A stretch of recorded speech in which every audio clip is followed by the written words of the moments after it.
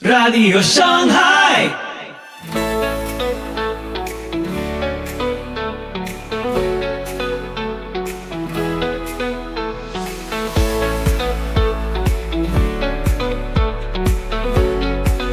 Muy buenos días, tardes o noches, donde quiera que estés en el mundo. Soy Pipo Biglione y te doy la más cálida bienvenida a Radio Shanghai. Estás sintonizando el episodio 609 de nuestra octava temporada. Prepárate para lo que viene. Hoy, Génesis 4, el mundo después de la caída. No te pierdas este estudio de César Vidal, un viaje a los orígenes del mundo caído, donde nacen la ciudad, la cultura, la familia rota, la violencia y la gracia que todavía sostiene la humanidad. Génesis 4, como nunca lo escuchaste, imperdible. Toda la música que nos inspira es de Pipo y Banda. Ya podés escucharla y descargarla en el link en comentarios. Si querés colaborar con nuestro trabajo, hacelo a través de Cafecito también en los comentarios. Así que ponete cómodo, subí el volumen y empezamos. Soli Deo Gloria.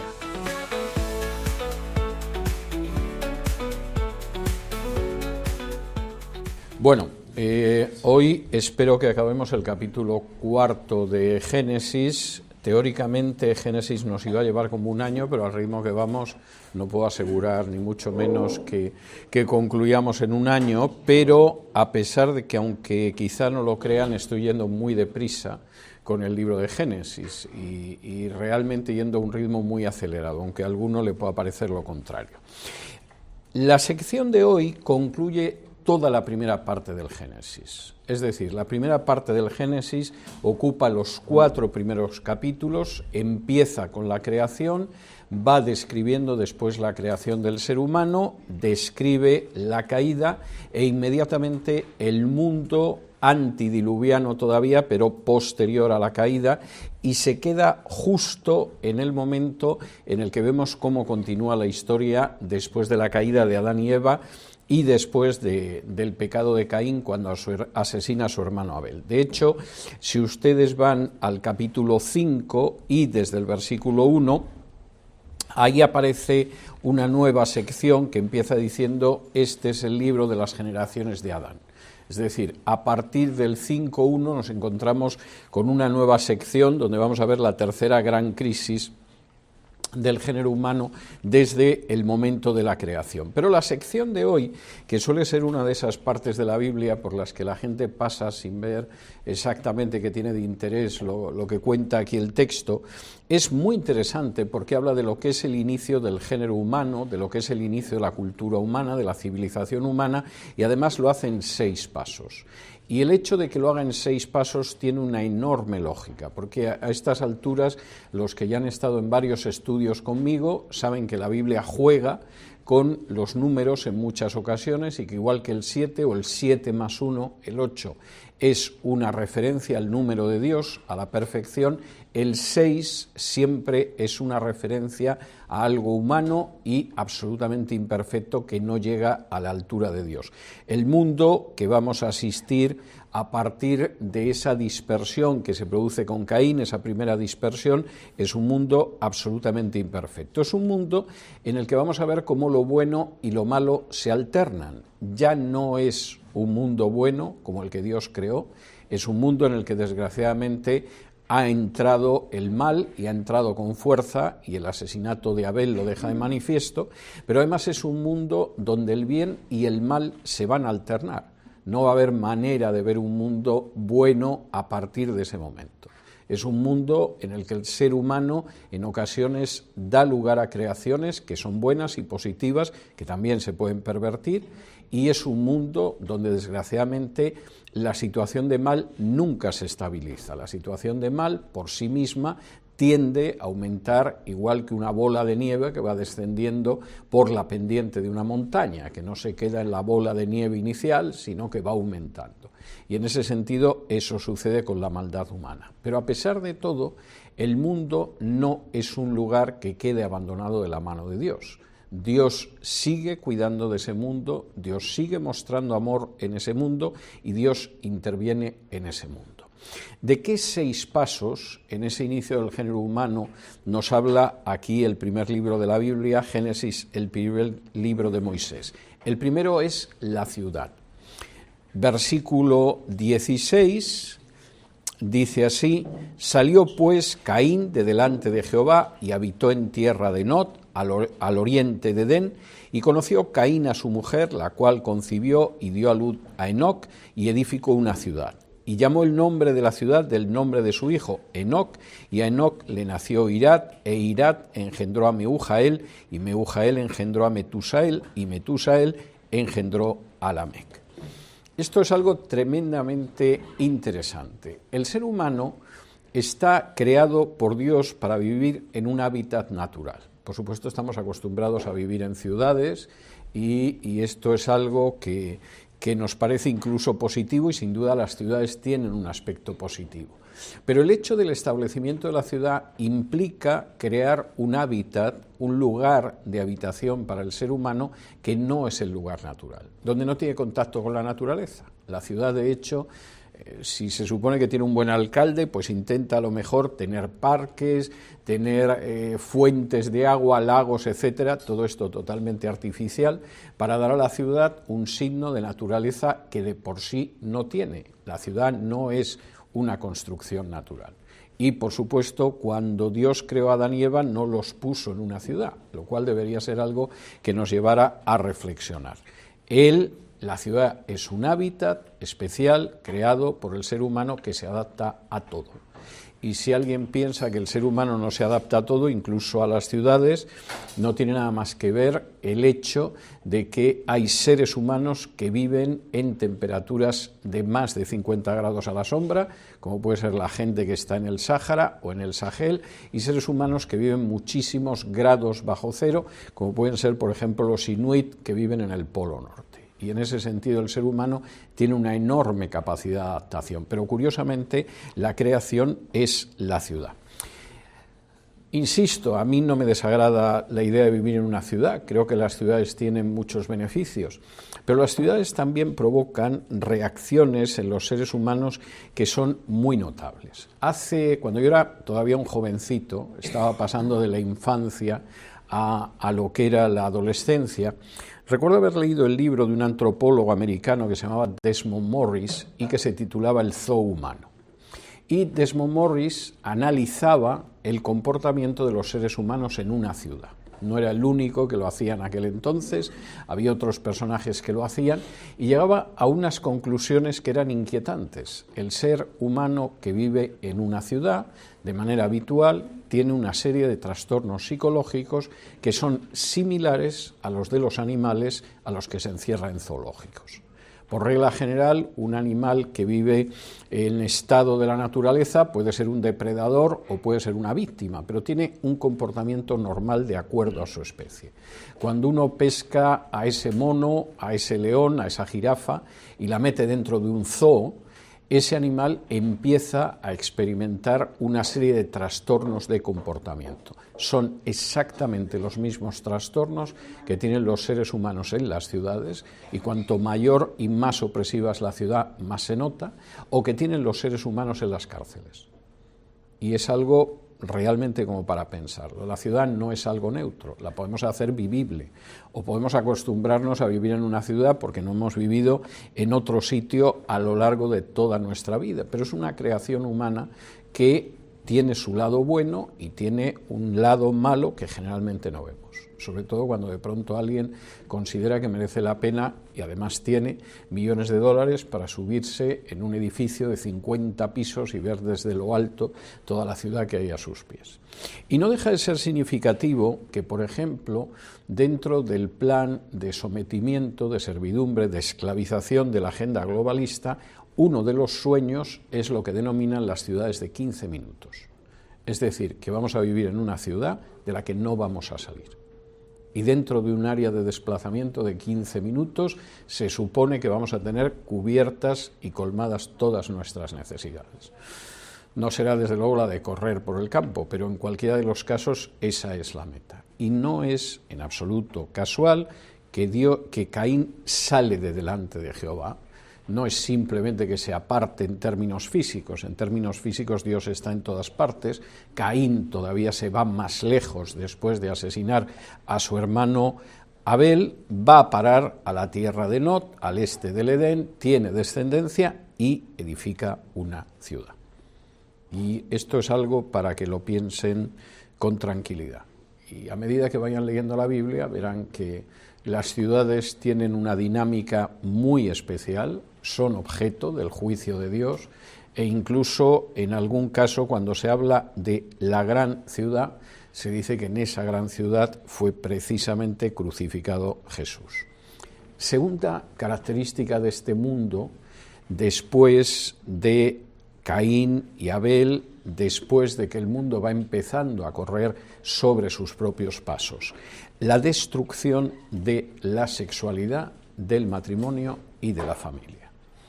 Dios ha creado a un hombre y a una mujer, los ha creado a su imagen y semejanza, tiene muy claro que efectivamente el hombre no tiene que estar solo, está establecido que la mujer va a ser esa ayuda idónea, esa ayuda con y esa ayuda frente al varón, es un hombre y una mujer. Esa visión se rompe en ese mundo posterior a la caída y a Caín y Abel, y lo que aparece es una nueva visión del sexo, una nueva visión del matrimonio y de la familia. Versículo 18. Y Lamec tomó para sí 2 mujeres, el nombre de la una fue Ada y el nombre de la otra Zila. Y Ada dio a luz a Jabal, el cual fue padre de los que habitan en tiendas y crían ganados. Se acabó la unión de un hombre y una mujer. En el momento en el que Lamec puede decidir lo que va a tener, tiene 2 mujeres y aparece la poligamia. Y este es un fenómeno muy típico de las sociedades que se basan sobre todo en la agricultura, aparece de manera prácticamente inmediata y es un fenómeno que dura en buena medida hasta el día de hoy. Alguno me dirá, no, vivimos en una cultura totalmente monogámica. No, es mentira. Nuestra cultura, desde muchos puntos de vista, sigue siendo una cultura poligámica, solo que a la poligamia la llamamos adulterio.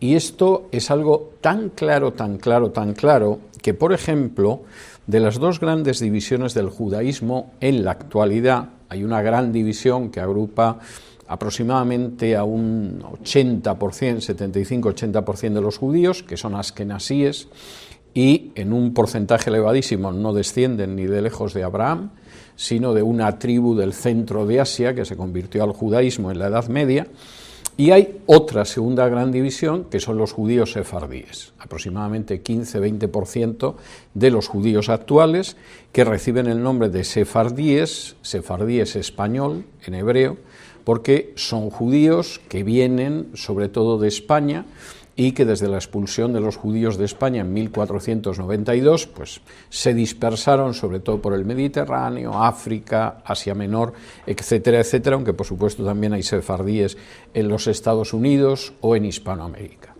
Entre los judíos sefardíes no existe el adulterio masculino.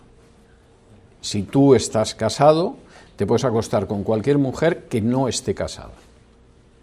De tal manera que no importa mucho que estés casado, porque en última instancia, siempre que la otra persona no esté casada, entonces ya la cosa sería más seria, pero sean prostitutas, sean solteras, sean viudas, etcétera, etcétera, te puedes acostar con cualquiera de ellas y no existe el adulterio. Y la razón que se da es que la poligamia nunca ha sido abolida. Y como la poligamia no ha sido nunca formalmente abolida, pues evidentemente puede seguir existiendo la poligamia, aunque sea por un ratito y un fin de semana. De manera que la poligamia, claro, la gente piensa inmediatamente en el Islam, no sean ingenuos. La poligamia se da en las culturas animistas, se da en culturas como la India durante muchísimo tiempo, también en la cultura china, hasta la Revolución China, y, desde luego, en el caso del judaísmo sefardí se da como tal poligamia. Si ya estamos hablando de conductas en las que uno tiene 2 esposas, una porque se supone que es la esposa para que tenga hijos, para que sea la madre de sus hijos, para que sea la ama de casa, y luego tiene una segunda mujer para pasarlo de manera más distraída y sin preocupaciones hogareñas. Eso empieza con Lamec y llega hasta el día de hoy. De manera que ese es una de las manifestaciones de hasta qué punto la especie humana es una especie moralmente caída. y es el hecho de que se acabó la disposición inicial de Dios de una sola pareja, que están juntos, un hombre y una mujer, y van a mantenerse así durante toda su vida, unidos en matrimonio y fundando una familia. Y Lamec toma 2 esposas y está realmente encantado de la vida. No se da la poliandria. La poligamia es el hecho de un hombre teniendo varias mujeres. ¿Por qué? Sin embargo, eso que a lo largo de la historia se ha dado de manera muy común y muy repetida, no se da con las mujeres, por una sencilla razón, porque en el caso de los niños sabemos quién es la madre, no es tan fácil determinar quién es el padre. Ahora con las pruebas de ADN seguramente sí, pero ya pueden ustedes imaginarse que antes del diluvio eso era impensable y después del diluvio durante milenios ha seguido siendo impensable, salvo que de pronto los padres sean blancos como la leche y el niño nazca negro como el carbón. Evidentemente no está nada claro quién es realmente el padre de la criatura y eso ha hecho que históricamente la poligamia vaya siempre de un lado. Última nota que voy a hacer aquí, porque cuando hablamos de cómo una sociedad va trastornando la visión de Dios sobre la sexualidad, el matrimonio y la familia, hay gente que está descubriendo en los últimos tiempos que hay matrimonios con casi niñas. Y, por supuesto, al parecer esto pasa solo en el mundo islámico. Hay que ser muy ignorante para decir eso, y lo lamento por si alguien pensaba que los matrimonios con casi niñas o con niñas solamente se dan en el mundo islámico. Es algo que también forma parte de la perversión del matrimonio que se produce de manera casi inmediata, también en Occidente. Hasta los años 60 del siglo pasado, hasta el Concilio Vaticano II, la edad mínima de una mujer para contraer matrimonio en la Iglesia Católica era 12 años. La edad mínima de un varón, 14 años. Después del Vaticano II, la edad mínima de una mujer es 14 años y la de un varón, 16 años. Estamos hablando de una confesión religiosa que se dice cristiana y que está en medio de nosotros. Parece que a nadie le escandaliza, porque nadie se ha enterado. Al parecer, ciertas atrocidades solamente se relacionan con el Islam, como si no se dieran en ningún otro sitio. De manera que la siguiente característica de cómo este mundo caído va cayendo cada vez más, aparte de crear hábitat que no son naturales para vivir y para concentrar a la gente, es también la perversión de esa visión de la familia, del matrimonio, de la sexualidad que existía. Tercero, la tercera característica es que aparece la civilización. Versículos 21 y 22. Y el nombre de su hermano fue Jubal, el cual fue padre de todos los que tocan arpa y flauta. Y Sila también dio a luz a Tubal-Caín, artífice de toda obra de bronce y de hierro, y la hermana de Tubal-Caín fue Naama. Tercera característica. Surge la civilización, y esto tiene su parte buena y su parte mala. El libro del Génesis menciona 2 aspectos que son típicamente humanos. No se dan en toda la naturaleza, ni siquiera en el reino animal, que son el arte y la técnica. Los animales pueden hacer cosas más o menos parecidas a nosotros, ¿eh? También se multiplican, pueden vivir con una cierta ordenación social, sobre todo determinados animales tienen una ordenación social a veces impresionante y da lo mismo que sean abejas o gorilas, pero ningún animal es capaz de crear arte, ningún animal es capaz de crear instrumentos técnicos. Y esto es algo típico del ser humano. Lo más que puedes encontrar es un mono que se enfade, agarre un palo y te empiece a dar con el palo. Pero evidentemente porque ha encontrado eso ahí, igual que te puede tirar en un momento determinado cocos a la cabeza, pero desde luego la posibilidad de crear técnica o de crear arte es imposible. Y como todas las creaciones humanas después de la caída, esas creaciones humanas pueden ser buenas o pueden ser malas. El arte puede ser algo verdaderamente extraordinario y recordarnos que hemos sido hechos a imagen y semejanza de Dios. Es más, aquí el personaje es un personaje que crea el primer arte, que es la música. El hecho de que hacemos ruido y sonidos y de pronto encontramos que hay una cierta armonía entre esos sonidos y creó el arpa y la flauta, que son casi con el tambor los instrumentos musicales más sencillos y que primero aparecen en cualquier cultura, pero el arte puede ser tremendamente negativo. Y de hecho, históricamente, el arte, claro que se puede utilizar de muy mala manera. La música te puede relajar, la música te puede provocar sentimientos nobles, la música te puede hacer desfilar para ir a degollar a tus semejantes. Y, por supuesto, se puede utilizar como forma de excitar a las personas. Yo recuerdo que hace de esto 14 o 15 años, el holding mediático en el que yo trabajaba cumplió, yo qué sé, debieron de ser los 10 años de funcionamiento, algo así, y decidieron celebrarlo en una discoteca que era un antro espantoso. Yo creo que aguanté 5 o 10 minutos dentro de la discoteca con un ruido ensordecedor que impedía mantener una conversación con cualquiera y la gente saltando como monos en la pista, y no quiero ser ofensivo con los monos, Dios me libre. Y en ese momento una de las periodistas que trabajaba en esta misma empresa se me acerca, me mira, señala a la gente de la pista y dice: son ritos de apareamiento, lo cual da una idea bastante clara de lo que acababa provocando ese tipo de música y desde luego viéndolos sí, parecía que eran ritos de apareamiento entre algún tipo de simio superior, o sea, esa era la realidad de lo que se podía ver. La música puede provocar emociones muy distintas y esas emociones pueden ser enormemente sublimes y nobles o pueden ser de lo peor, incluso aunque se utilice la flauta o el tambor o cualquier tipo de arte.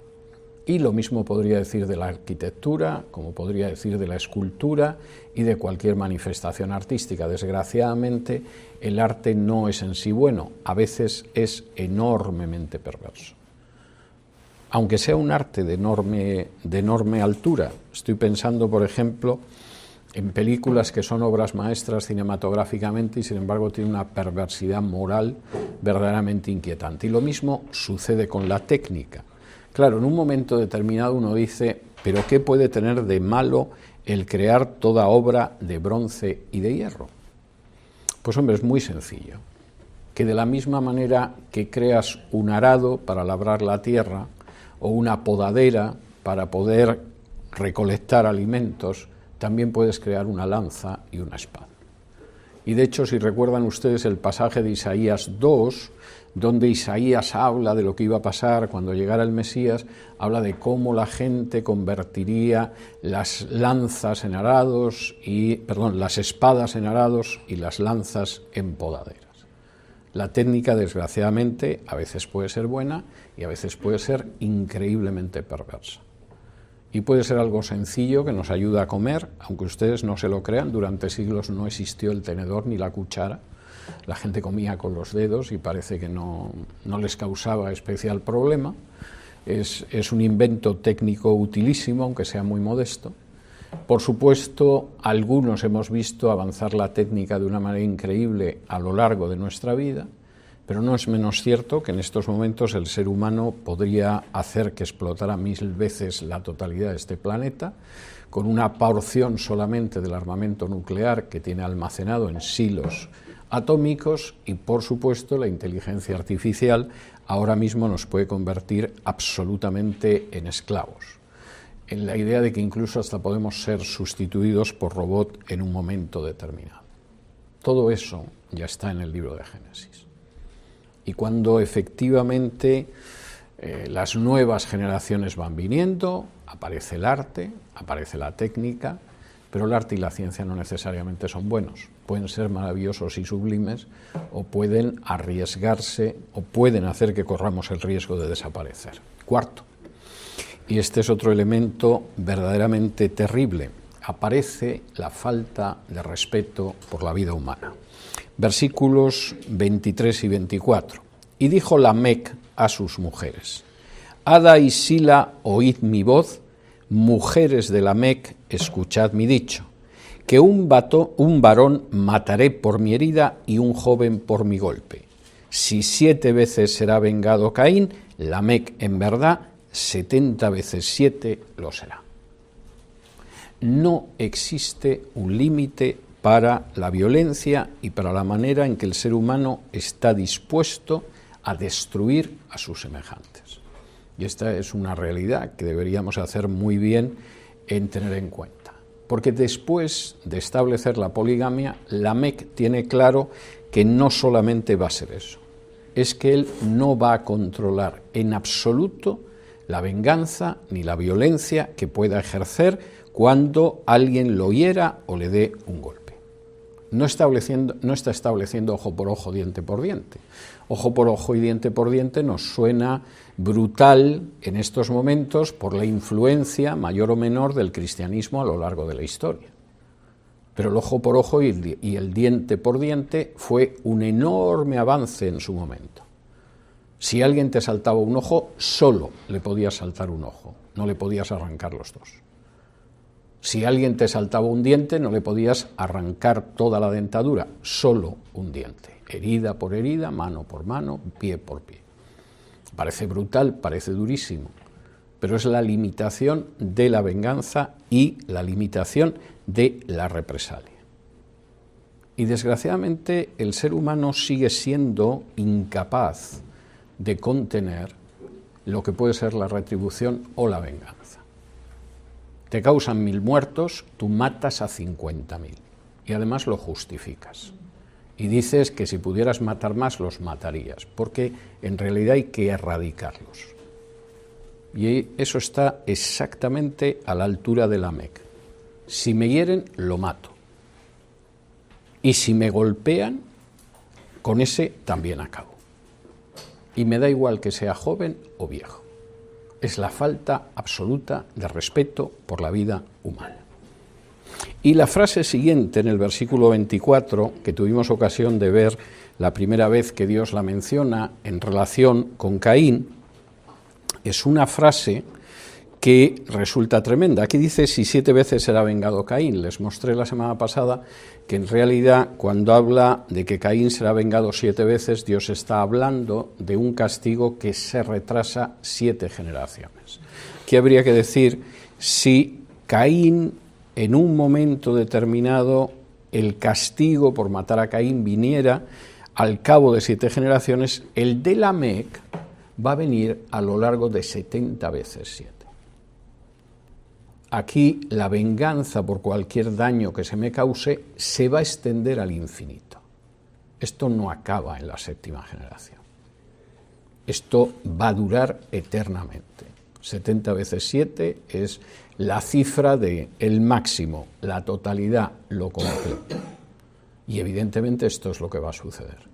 Y posiblemente una de las maneras en que se ve más claro el hecho de hasta qué punto el género humano se ha degenerado moralmente después de la caída es la falta de respeto por la vida humana. Y la manera en que se ve que una cultura, una sociedad, una civilización realmente está en una situación de degradación moral es la falta de respeto por la vida humana. Cuando de pronto una sociedad llega a la conclusión de que algo tan natural como que una madre proteja la vida que tiene en su vientre no es natural, y lo que existe es un derecho de la madre a destruir la vida que lleva en su vientre e incluso se califica como derecho, es una sociedad, en términos morales, muy depravada. Cuando una sociedad, en lugar de llegar a la conclusión de que tiene que cuidar a sus ancianos y tiene que cuidar a sus enfermos y tiene que cuidar a gente que tiene algún tipo de minusvalía, de defecto físico, llega a la conclusión de que lo mejor que puede hacer con ancianos, con enfermos, con minusválidos, es matarlos. Aunque luego lo llame eutanasia, que es un bonito término griego que significa buena muerte, esa sociedad es una sociedad corrompida moralmente. Y es una sociedad que está mostrando que está en el final.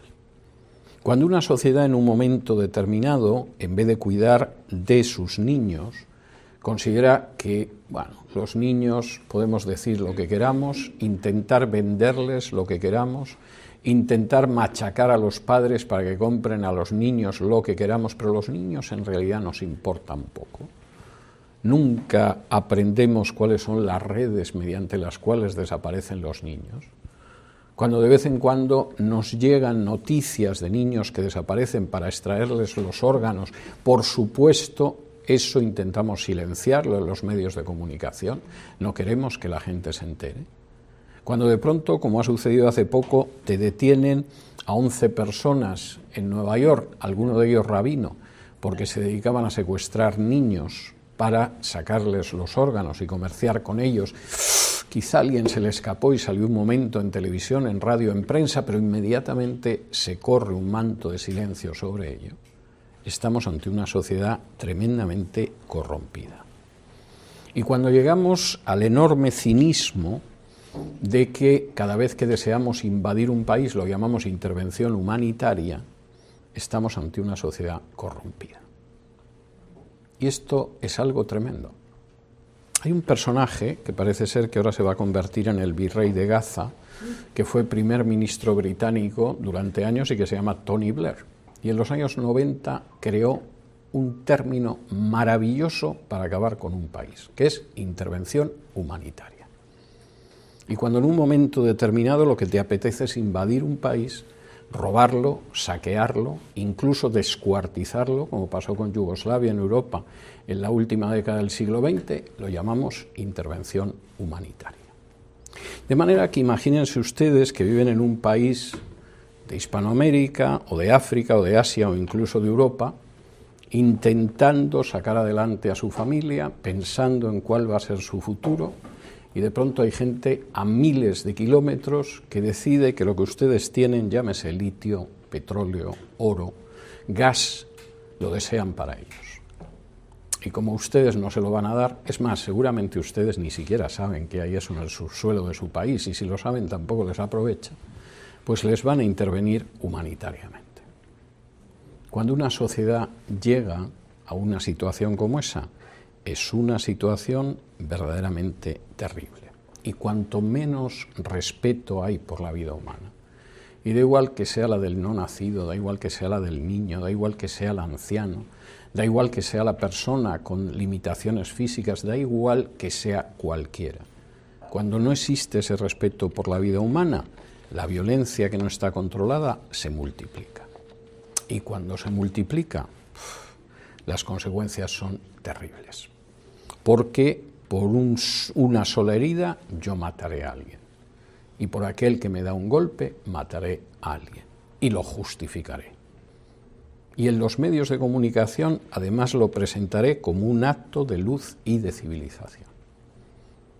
Y por supuesto hay de aquel que alce la voz contra ello. Quinto paso. A pesar de todo, y esto es tremendamente importante, a pesar de la manera en que se ha ido alterando el hábitat del hombre y de cómo aparece la civilización y de cómo la vida de familia no es la misma y de cómo el derramamiento de sangre se convierte en algo normal, lo que sucede es que la vida sigue. Versículo 25 dice así: y conoció de nuevo Adán a su mujer, la cual dio a luz un hijo y llamó su nombre Set, porque Dios, dijo ella, me ha sustituido otro hijo en lugar de Abel, a quien mató Caín. Y a Set también le nació un hijo y llamó su nombre Enos. La vida continúa. Por cierto, tengo que decir que aquí hay un juego de palabras muy interesante entre la palabra Shet, que es el nombre que traducimos como Set, y la palabra hebrea Shat, que significa conceder. Y aquí la traducción, una traducción que quisiera parecerse a lo que dice el texto del versículo 25 sería: conoció de nuevo Adán a su mujer, Adán volvió a tener relaciones sexuales con su mujer, que dio a luz un hijo y llamó su nombre Concesión, porque, según dijo ella, me ha concedido otro hijo en lugar de Abel, a quien mató Caín. La vida continúa. Y esto me parece muy importante por varias razones. Yo sé que hay gente que se gana la vida engañando al prójimo, diciéndole que la vida no continúa y que se va a acabar muy pronto. El número de sinvergüenzas que a lo largo de la historia han amasado inmensas fortunas, convenciendo a sus prójimos más inocentes e ignorantes de que el fin está ahí, es, pero verdaderamente inacabable. Pablo, cuando escribe a los tesalonicenses, habla de tipos de la congregación de Tesalónica que decidieron dejar de trabajar y vivir de la congregación porque la segunda venida de Cristo estaba cerca. Y Pablo tiene que mostrarles que eso, vamos, ni lejanamente, ¿eh? Y en cualquiera de los casos, el que no quiera trabajar, que no coma. Si está convencido de que el fin está cerca, pues bueno, pero entonces que no obligue a los demás a darle de comer.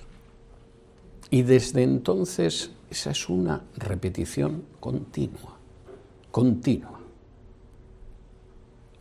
Yo me convertí hace poco menos de 50 años. La cantidad de falsos maestros, falsos profetas y falsos apóstoles a los que he oído decir que la segunda venida de Cristo estaba a la vuelta de la esquina y que el arrebatamiento iba a ser el mes que viene o en el mes de otoño o cosa parecida, es innumerable.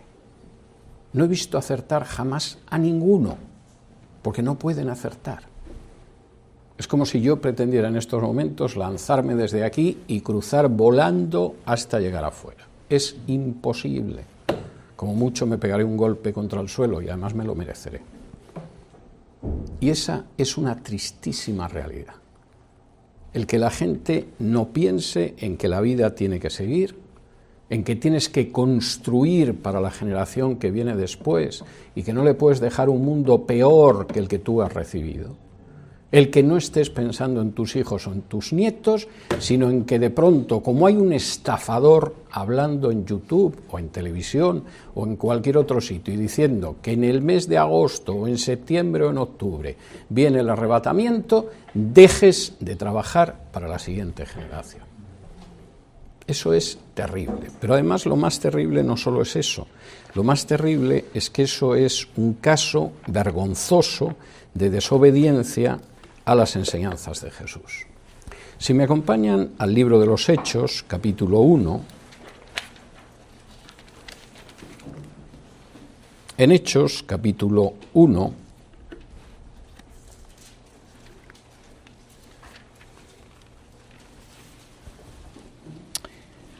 y versículo 6, es la última reunión de Jesús con sus apóstoles antes de la ascensión.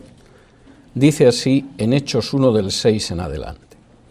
Entonces los que se habían reunido le preguntaron diciendo: Señor, ¿restaurarás el reino a Israel en este tiempo? Y les dijo: no os toca a vosotros saber los tiempos o las sazones que el Padre puso en su sola potestad. Primero, no es cosa vuestra. Casi uno se imagina a Jesús mirando a los apóstoles y diciendo: leedme los labios. No os toca a vosotros saber los tiempos y las sazones que el Padre puso en su sola voluntad. Bueno, pues el predicador tal dice que en tal fecha, pues ese predicador es o un falso profeta, o es un ignorante, o es un estafador. Puede que sea un imbécil también. Es más, las 4 posibilidades no se descartan entre sí, puede que sean las 4 cosas a la vez. Pero las palabras de Jesús son muy claras. No es cosa vuestra. Jesús en ese momento podía haber desplegado uno de esos mapas escatológicos a los que tan aficionados son algunos y haber dicho: bueno, verás, ahora hay tal periodo, luego viene tal periodo, aquí se produce tal hecho, luego tal otro y el de más allá. Y además va a haber un ruso en el futuro que se llama Putin, que es Gog de Magog. Y el que no se lo quiera creer, que reviente. No os toca a vosotros. Ese futuro no es cosa vuestra. Lo que vosotros tenéis que hacer es algo muy distinto. Versículo 8. Pero recibiréis poder cuando haya venido sobre vosotros el Espíritu Santo, y me seréis testigos en Jerusalén, en toda Judea, en Samaria y hasta lo último de la tierra. Vuestra misión no es especular sobre el futuro. No tenéis ni idea de lo que estáis hablando cuando os ponéis a hablar de eso, porque el único que tiene esos datos es el Padre, no vosotros. Vuestra función es ser mis testigos. Y hay gente que parece ser que eso de ser testigos les resulta muy molesto y están deseando marcharse de este mundo. Pues están desperdiciando su vida, porque no es cosa nuestra saber los tiempos ni las sazones. Y no lo podemos saber porque el Padre no lo ha revelado, así de claro. Y cuando de pronto uno va a los supuestos textos que muestran que ahora, más que hace 50 años, estamos justo antes de la segunda venida de Cristo, esos textos no tienen nada que ver en absoluto con eso, y cualquier persona que conozca la Biblia lo sabe. Desgraciadamente hay mucha ignorancia bíblica y muchas ganas de especular y de engañar al prójimo, porque la vida sigue. Y una de las primeras lecciones que hay aquí es esa: la vida sigue. El hecho de que en un momento determinado los seres humanos aumenten el derramamiento de sangre no es el fin de la historia. El hecho de que de pronto los seres humanos hagan cosas increíblemente perversas con el arte y con la técnica, aunque podrían hacer solo cosas maravillosas, no es el fin de la historia. El hecho de que los seres humanos perviertan la sexualidad y el matrimonio y la familia frente al plan inicial de Dios no es el fin de la historia. Os vais a quedar aquí mucho tiempo. Y más vale que sepáis que vuestra misión es ser testigos, no estar haciendo cálculos de a ver cuándo nos vamos todos y este mundo estalla después de que hayamos salido todos volando por los aires. Habrá un momento en la historia en que va a pasar, pero no crean a nadie que les da señales de cuándo va a ser, ni fecha, ni cosa parecida. Esa persona como mínimo, es desobediente a la enseñanza de Jesús, que es la de que no os ocupéis de algo que no es cosa vuestra. Aunque yo reconozco que a la hora de entretener a la gente y de paso sacarle dinero es fantástico. Es realmente fantástico. Y cuando de pronto, además, la predicación va en el sentido de que como esto va a ser tan cercano y va a ser en otoño, más vale que dones todo el dinero cuanto antes. ¿Pero por qué lo vas a donar si va a ser en otoño? En todo caso vamos a gastarlo disfrutando, si a fin de cuentas en otoño se va a acabar esto. Me parece que sería el razonamiento más lógico y más sensato. Y cuando de pronto te encuentras con que una de las personas que te dice que este otoño va a ser el arrebatamiento, matricula a sus hijos en Harvard para el otoño, entonces o los hijos son unos condenados que se van a quedar aquí, y bueno, ya que se van a quedar aquí, por lo menos que vayan a Harvard, o este sujeto es un estafador que vive de engañar a la gente. La historia continúa. Y solo Dios sabe cuándo se va a acabar. Y como solo Dios lo sabe, lo que tenemos que hacer es construir para ese futuro. Porque quizá nosotros no lleguemos a disfrutarlo, pero tenemos la obligación, el sagrado deber, de entregar un mundo mejor que el Señor nos dio a nosotros. Y eso es así de claro. Última y sexta característica de ese mundo caído: la idolatría y la falta de respeto a Dios. Dice en Génesis, en este versículo 20, en este versículo 26 habla de que a Set también le nació un hijo, y a continuación dice: entonces los hombres comenzaron a invocar el nombre de Jehová. Y uno dice, a ver, ¿cómo que empezaron a invocarlo si cuando Eva da a luz a Caín, inmediatamente dice que con la ayuda del Señor Jehová he adquirido un hijo? El nombre de Jehová lo conocían, utilizaban el nombre de Jehová. Sí, pero el texto hebreo, hoy no tenemos texto hebreo y no se lo puedo enseñar, pero me imagino que la semana que viene sí contaremos con ello. El texto hebreo, cuando habla de invocar, no lo hace en el sentido de alabar, honrar, orar o dirigirse a él. Lo hace en el sentido de maldecir el nombre de Dios. Es decir, Dios y cosas peores. Y esto es el final de la degradación de una sociedad. En esa época no solo es que de pronto la idea de la santidad de la vida humana desapareció. No solo es que el ser humano es capaz de crear cosas que son armas de doble filo y lo mismo destruyen que construyen. No solo empieza a levantar hábitat donde la vida puede ser muy complicada, en términos psicológicos y materiales y espirituales. No solo es que se destruye el matrimonio, la familia, la sexualidad como Dios lo quiso, es que también los seres humanos empiezan a maldecir a Dios, empiezan a impetrar el nombre de Dios, empiezan a culpar a Dios exactamente de todo lo que ellos hacen. De pronto las desgracias a la gente le parecen muy claras que se deben a la ausencia de Dios. Dios no estaba para solucionarlo. Hay una cierta verdad en eso. Es verdad que determinadas desgracias se producen cuando la gente ha echado a Dios de sus vidas. Pero no porque Dios no esté o no quiera intervenir o no aparezca, sino porque lo han expulsado. Y efectivamente esta sociedad había empezado incluso a maldecir el nombre de Dios, a mencionar el nombre de Jehová, pero no en un sentido positivo, sino en el sentido de aquello que de pronto nos hace volcar nuestra ira, nuestra cólera, nuestra frustración y nuestro resentimiento. Y ahí acaba la primera parte. Y acaba la primera parte, además, de una manera muy interesante, porque cuando una cultura, una civilización, una sociedad, una nación empieza a construir ciudades y empieza a avanzar culturalmente y empieza a avanzar técnicamente y empieza a avanzar artísticamente, eso no significa en absoluto que sea una cultura buena. Puede ser brillante, puede ser extraordinaria, puede levantar unas pirámides que te impresionan, desde lo alto de las cuales también arrancaban el corazón a la gente y luego lanzaban el cadáver para que fuera cayendo por los peldaños de la escalinata, como en las culturas centroamericanas, en honor de dioses sanguinarios. Desgraciadamente, los avances no significan la bondad de una cultura, no lo significan. E incluso los que somos grandes aficionados a la historia del arte sabemos que muchas veces las mayores bellezas artísticas van unidas a situaciones absolutamente inhumanas. Los que somos grandes admiradores, por ejemplo, de la cultura griega, y admiramos su arte y su historia y su filosofía y sus instituciones, no olvidamos que eso fue construido por esclavos. O que, por ejemplo, era normal iniciar a los niños en la homosexualidad cuando eran niños o simplemente jovencitos.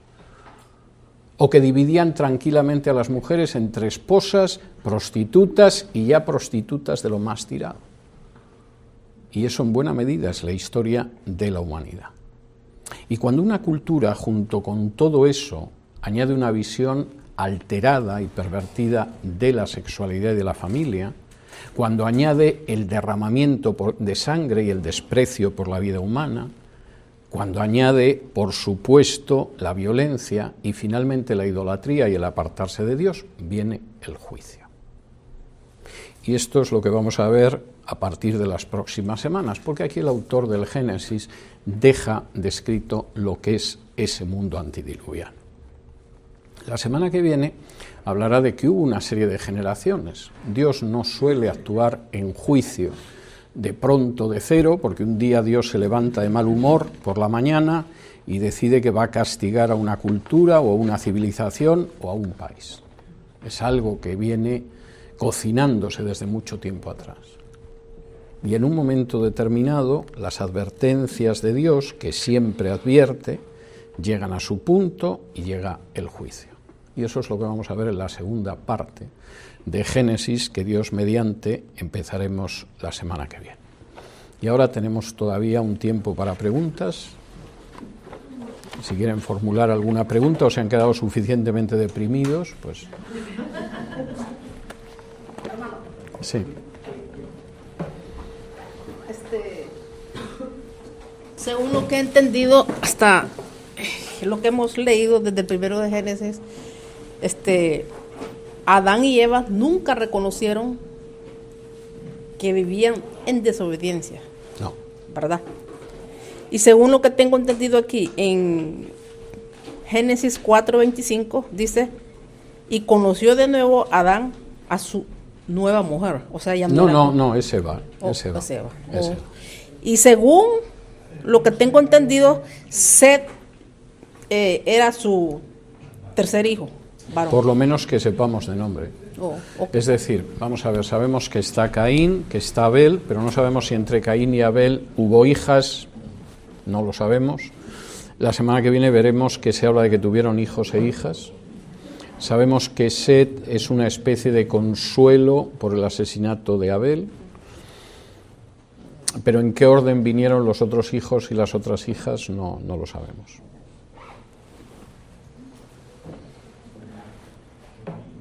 ¿Alguna pregunta más? Sí. Entonces se casaron entre primos, mejor dicho, un hombre y una mujer dan 2 hijos, Caín y Abel.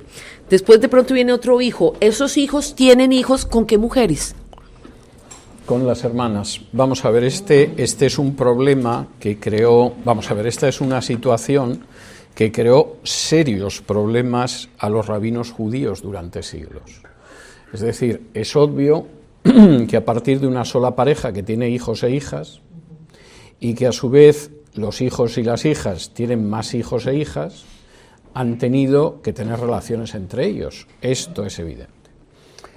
Entonces, como cada vez que los rabinos se han encontrado con algo incómodo, intentan encontrarle una salida, por regla general sin ninguna base, pero sí con una cierta imaginación, una de las explicaciones que se daba era que en realidad cuando nació Caín, nació con una hermana gemela, y cuando nació Abel, nació con una hermana gemela, de tal manera que al ser una hermana gemela de Caín y una hermana gemela de Abel, Abel se podía casar con la hermana gemela de Caín y Caín con la hermana gemela de Abel, y parece ser que esto distanciaba algo el hecho de que fueran hermanas. Esto es una pavada rabínica, no sirve darle vueltas. Es decir, aquí evidentemente pues es el caso de una sola familia que va dando lugar a hijos e hijas, y los hijos e hijas se casan entre sí.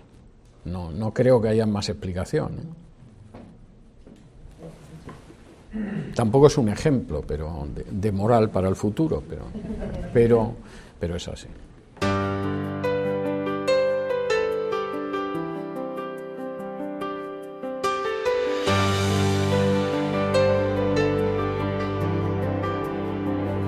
Regocijaos, el Señor es Rey, vuestro Dios y Salvador. Alzad los corazones hoy y dadle eterno honor.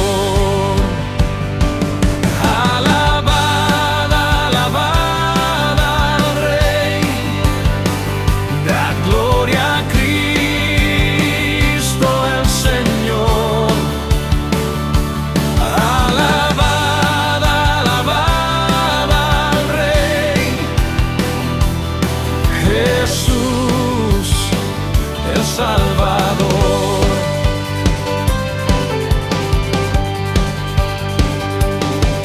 Jesús, el Salvador triunfó, venció la tentación, sentado está a la diestra hoy del Dios de salvación. Alabad, alabad al Rey, dad gloria a Cristo el Señor. Alabad, alabad al Rey, Jesús el Salvador.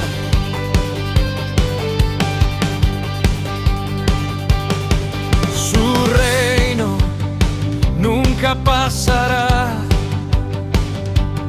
su amor no cambiará. La tierra y cielo al fin verán su gloria y majestad. Alabad, alabad al Rey, dad gloria a Cristo el Señor. Alabad, alabad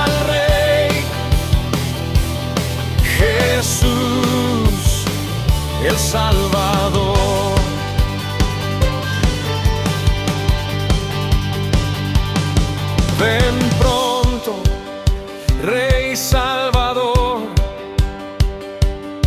Tu iglesia clama a ti, y cuando vengas en poder, tus santos reinarán allí. Alabad, alabad al Rey, dad gloria a Cristo el Señor. Alabad, alabad al Rey, Jesús el Salvador.